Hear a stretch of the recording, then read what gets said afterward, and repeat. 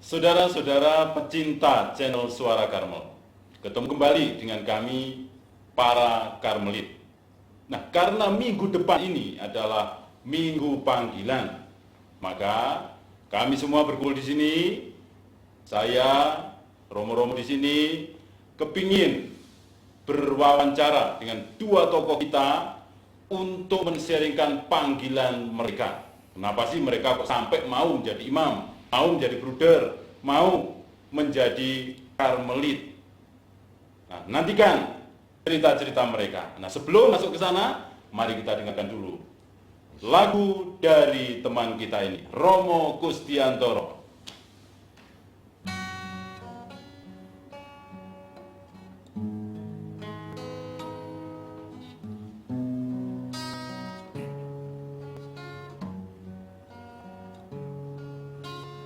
Tuhan adalah gembalaku, takkan kekurangan aku.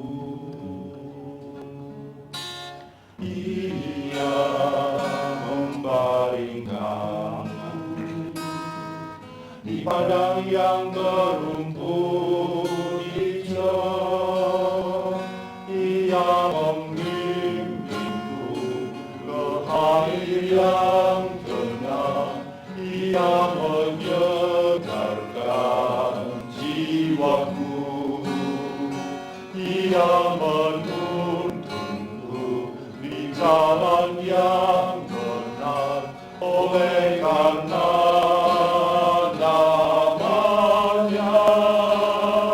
Sekalipun aku berjalan dalam lembah kekelaman,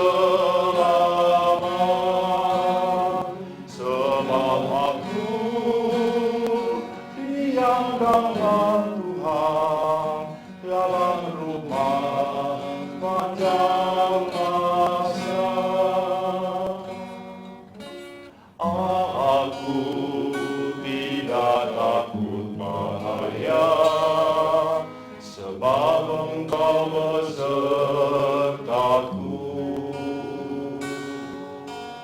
Kadamu dan tongkatmu, itulah yang menghibur aku.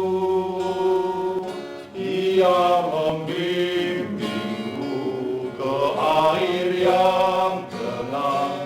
Ia menyegarkan jiwaku. Ia menuntunku di jalan yang benar, oleh karena namanya. Sekalipun aku berjalan dalam lembah kekelaman, sebab aku akan diam dalam rumah Bapa sepanjang masa.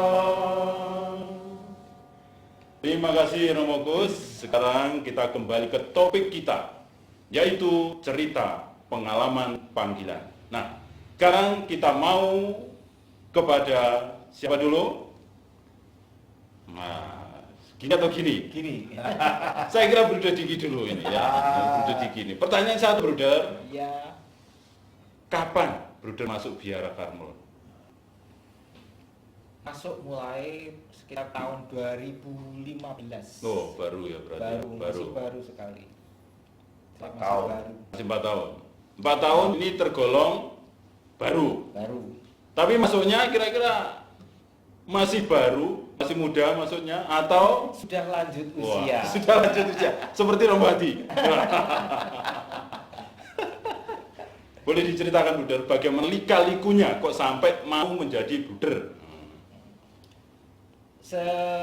Sejujurnya sih awalnya memang saya nggak memilih bruder ya. Awalnya saya memang saya pikir masih bisa menjadi seorang imam, tapi di Karmel memang dalam aturannya memang sudah tidak bisa karena usia. Jadi saya jujur masuk usia sudah 42 tahun. Oh, Jadi sudah tidak boleh karena di peraturannya kan memang maksimal usia 35 tahun. mengapa bruder kok kepingin menjadi bruder? Sebenarnya kalau keinginan menjadi seorang biarawan itu sebenarnya sudah lama sekali, sejak kecil sebenarnya. Sejak saya menjadi mesdinar, setiap saya melayani imam, pastor, itu ada semacam tarikan, jadi ketertarikan gitu. Dulu memang kecil saya selalu membantu romo-romo CM justru malah. Oh, dari mana? Bruder dari paroki mana, Mak? Saya di paroki Surabaya, Keuskupan Surabaya. Surabaya aslinya. Ini paroki apa? Paroki Perak, Santo Mikael awal tuh. Tetapi saya di stasinya, jadi di stasi gereja kecil di daerah ujung, daerah perumahan TNI AL waktu itu. Jadi saya lebih banyak membantu imam-imam CM waktu itu. Dan itu bibit-bibit panggilannya mulai itu. Iya, mulai Itu mulai kapan munculnya kira-kira? ya sekitar SD SMP ya. Jadi mesdinar ya, awal-awal mesdinar itu saya ada ketertarikan menjadi seorang imam waktu itu. Berarti memang kadang-kadang, yaitu saya kira banyak dari teman-teman kita yang bercerita kalau bibit panggilan muncul dari pengalaman-pengalaman begitu. Iya. Pengalaman aktivitas di gereja, pengalaman membantu romo ini, membantu mungkin bagian-bagian apa di dalam lingkup gereja itu. Lalu pelan-pelan ada bibit-bibit kepingin menjadi imam. Nah saya kira pasti ada pengalaman menarik juga ini dari Romo Nano. Kita mulai senyum-senyum, silakan. Kenapa kok mau menjadi imam? Atau paling tidak mau masuk menjadi imam? Imam Soekarno. Ya, sepertinya saya ditakdirkan jadi imam. Wah. Karena sejak lahir saya sudah diberi nama imam sama bapak saya. Bapak saya pun seorang imam. Namanya imam maksudnya. Jadi kami keluarga imam. Keluarga imam. Saya kalau boleh merumuskannya, kenapa jadi romo? Karena dipanggil. Kenapa kok mau menjawab? Karena yang manggil baik. Gitu. Jadi saya merasakan dalam satu periode hidup saya itu ada beberapa pengalaman yang membuat saya tersadar gitu, meskipun agak terlambat ya sadarnya. Tapi pokoknya kemudian saya sadar, Tuhan baik sekali. Gitu. Lalu saya berpikir dalam hati, saya mau membalas kebaikan itu. Meskipun waktu itu tidak segera yang muncul adalah membalas dengan cara menjadi imam. Tapi ternyata memang setelah saya refleksikan, ini sepertinya rencananya dia. Jadi bertahap begitu dia panggil, memunculkan dulu rasa terima kasih yang besar, itu lalu dalam perjalanan dia munculkan di hadapan saya satu pilihan yang baru, yang berbeda dari apa yang sebelumnya sudah ada di hadapan saya. Ya sudah, saya manut. Nah, itu mungkin Romo Yudus ada Ya, lulusan universitas kan, Universitas Indonesia gitu kan. sudah bekerja juga. Sudah bekerja juga gitu. Konkretnya apa sehingga Romo kan biasanya kalau sudah bekerja, sudah jadi sudah dapat pekerjaan itu kan agak susah kira-kira. Gimana gitu kira? Memang benar sih, sepertinya agak susah, tapi namanya cinta Tuhan. Ini dia. Kita nih gitu. Sepertinya cinta itu membuat gatal katanya. Luka. Ya, gatal dulu. Gatal dulu. Karena digaruk jadi luka. Gatal di hati, sukar di grup. Nah, itu. Ya. Jadi waktu itu memang saya sudah lulus dari Fakultas Ekonomi 1, kemudian sambil bekerja saya meneruskan S2 di Atmajaya. Nah, sambil bekerja itu menjelang saya menyelesaikan tesis saya, ada kegelisahan gitu. Meskipun pekerjaannya saya senangi, ya semuanya saya senangi, tetapi ada kegelisahan yang membuat saya enggak berpikir ini bukan di sini tempat saya gitu. Tapi itu pun belum segera mengarah pada biarawan atau imam. Nah, di sisi lain ada beberapa pengalaman ya. Jadi waktu itu ayah saya sudah beberapa lama stroke, dan pada waktu itu saya melihat beliau ini kok membaik kondisinya. Lalu saya yang ujian tesis ini bisa lulus. Kemudian ada satu lagi, saya waktu itu masih kepingin sekolah lagi Romo, dan saya melamar ke beberapa universitas di luar negeri. Waktu itu ya ada juga yang ternyata mau menawarkan tempatnya gitu. Nah, itu yang membuat saya merasa, wih Tuhan ini baik sekali gitu.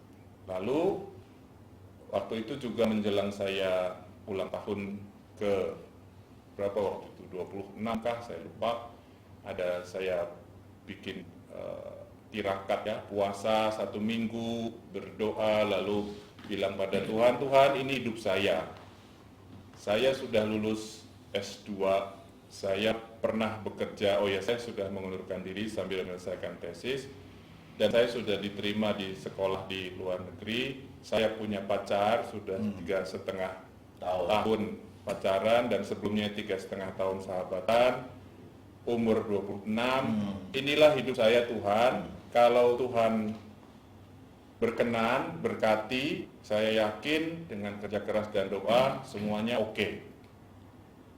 Nah di situ salahnya Romo. Benarnya Pak? Karena dia kemudian kasih yang baru gitu. Oh, jadi itu kalimatnya belum baru. selesai, iya. Kalau ini oke, tolong berkati. Kalau nggak oke, kasih yang lain. Nah dia kasih yang lain. Oh, Gitu, jadinya ya ternyata ini daya tariknya besar gitu. Iya. Ya entah mengapa itu terngiang-ngiang sedikit demi sedikit. Kalau orang kan jalannya gini, kaki saya jadi makin lama ke sini makin lebar ya, jadi tarikannya makin kuat. Makin kuat, akhirnya, ya. iya. Seperti itu Romo. Pengalaman batin Romo ini kan nggak mudah kan pasti ya. Ya. Itu bangun, lalu meninggalkan mantan pacar, meninggalkan Kesenangan. senangan, dia kan pastilah dunia seperti itu. Kira-kira apa yang tadi, tapi daya tariknya kan begitu kuat ya. Ya. Pada itu. Nah, bagaimana itu kira dia melukis? Kenapa saya tanya itu? Karena sekarang ini kan banyak juga lulusan-lulusan universitas gitu. Sebetulnya kan mereka kosong juga loh Romo ya. Sebetulnya kan apa makna hidup kan? Nah mungkin dengan sharing Romo ini nanti mungkin banyak mahasiswa-mahasiswa yang di universitas yang kosong hatinya itu menemukan kira-kira gitu lah maksud saya pertanyaan. Nanti mengikuti tadi itu. Ya, itulah maksud saya. Mau pilihan yang mana ini? Kasih pilihan lain lagi. Repot. gitu kan. Tapi menarik. Menurut saya menarik. Tapi sebelum dijawab, Ya. kita selingi dulu. Ayo, Gus. Baik. Nyanyi, Bo. Jadi panggilan hidupku. Panggilan hidupku. Jadi kita dipanggil oleh Tuhan dan kita juga pasti ada penderitaan, ada suka duka, dan kita serahkan kepada Tuhan. Ya, dan juga kita juga selalu bersyukur atas rahmat panggilan ini, dan kita tetap harus bahagia. Amin. Amin.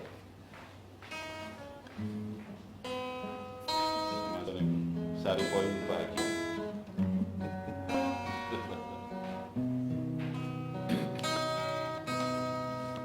Ku jalani hidup ini lewat bukit dan lemah, lewat gurun dan lautan, ku terjang badai topan.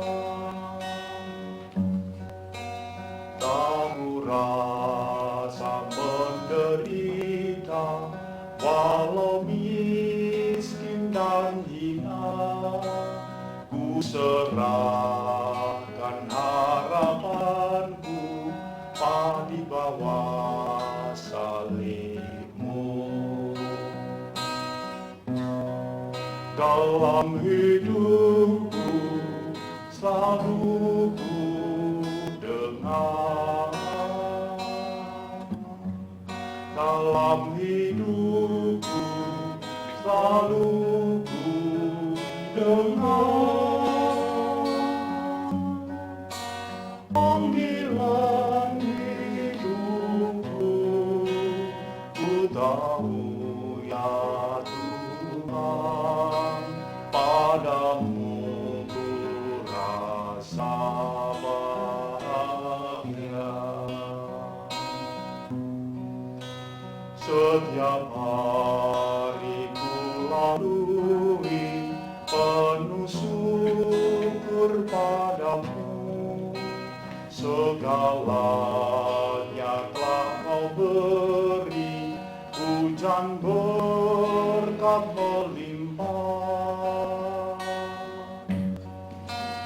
Ku kan tetap mengikuti panggilan-Mu ya Tuhan, ku serahkan segalanya di bawah salib-Mu. Dalam hidupku selalu ku dengar, dalam hidupku selalu ku dengar panggilan hidupku, ku tahu ya Tuhan, padamu ku rasa bahagia. Padamu ku rasa bahagia. Padamu ku rasa bahagia. Enak. Rasa bahagia. Kita bahagia. Kita Padamu bahagia. ku rasa bahagia kan bunyinya gitu kan.